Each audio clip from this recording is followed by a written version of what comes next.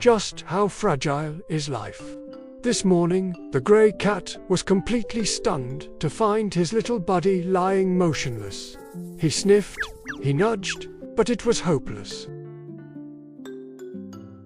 With a dazed look, refusing to accept the bitter truth, he spun around and ran off to deliver the tragic news to the big boss, the golden retriever. His little highness was still passed out cold.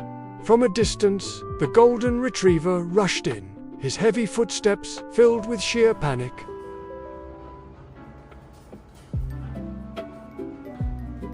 The shock was just too much for the gentle giant. He collapsed onto the floor, staring blankly at the tiny soul. He sniffed the little belly to check for breathing, licking the kitten's mouth, hoping for any reflex. You could see the pure anxiety in the way he nervously chewed his own paws.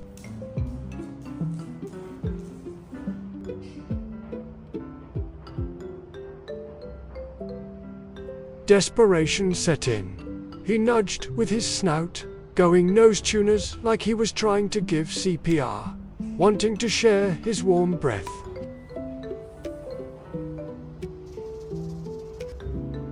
He stared off into the distance, eyes full of sorrow.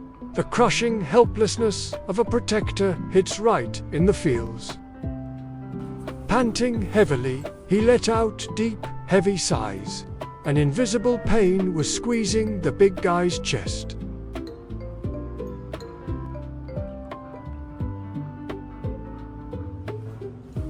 Staring intently, he gently nudged the soft belly. He looked up at the ceiling, as if begging the heavens for a miracle.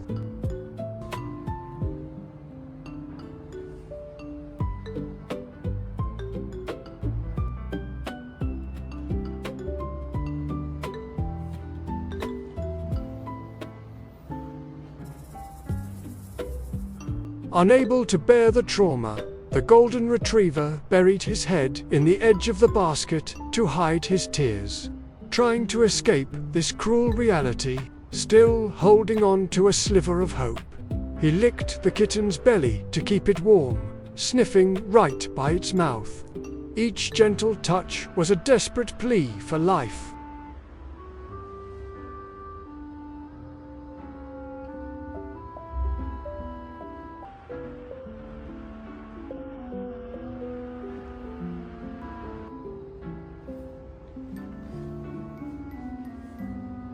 Finally, surrendering, he gently held the tiny paw in his mouth, closed his eyes, and lay close, vowing to be the little guy's companion on his final journey.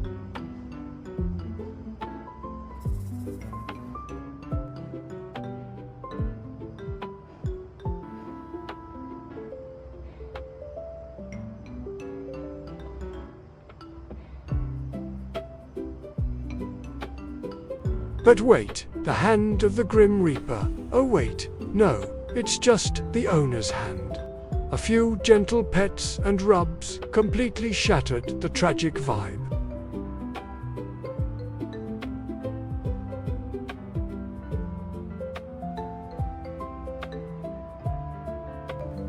The prank of the century. The little dude was just in a really deep sleep. He grabbed onto the dog's snout, stretched out, and clumsily got up like nothing ever happened. Still not entirely over the shock, the golden retriever poked his head into the corner of the cabinet to double-check. His wide-eyed stare clearly showed he was completely speechless at this mischievous little rascal. Seeing his little highness lying there peacefully, the big guy could finally breathe a real sigh of relief. He leaned in close, taking a deep sniff of that familiar scent just to make absolutely sure that tiny heart was still beating. Ah, the age of eating and sleeping.